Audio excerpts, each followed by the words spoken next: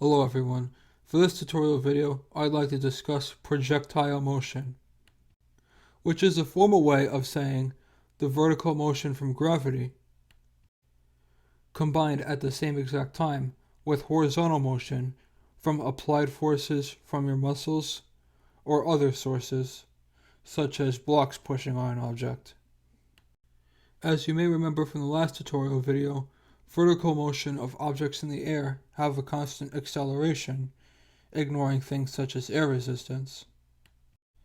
And this is still true when they have a horizontal component as well, as the horizontal component is perpendicular to the vertical component and completely independent of it as well.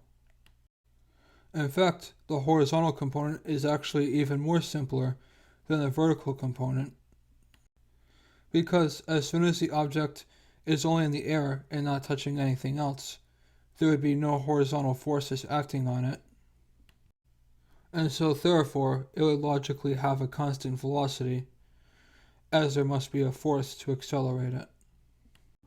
I will use the pen from the last tutorial video to demonstrate.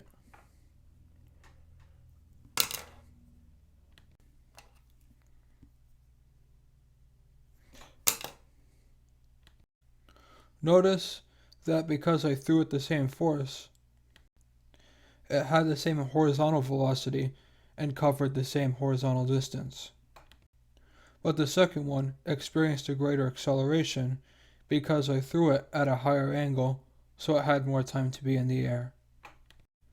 You may have often heard that the ideal launch angle for a projectile is 45 degrees, because at 90 degrees it would be only straight up and down,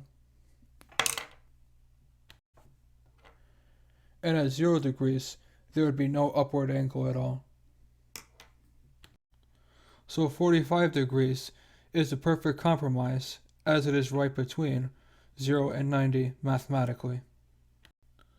Now that I've covered all of the study of kinematics, we can move on to more advanced physics stuff, starting with the study of dynamic motion next tutorial video.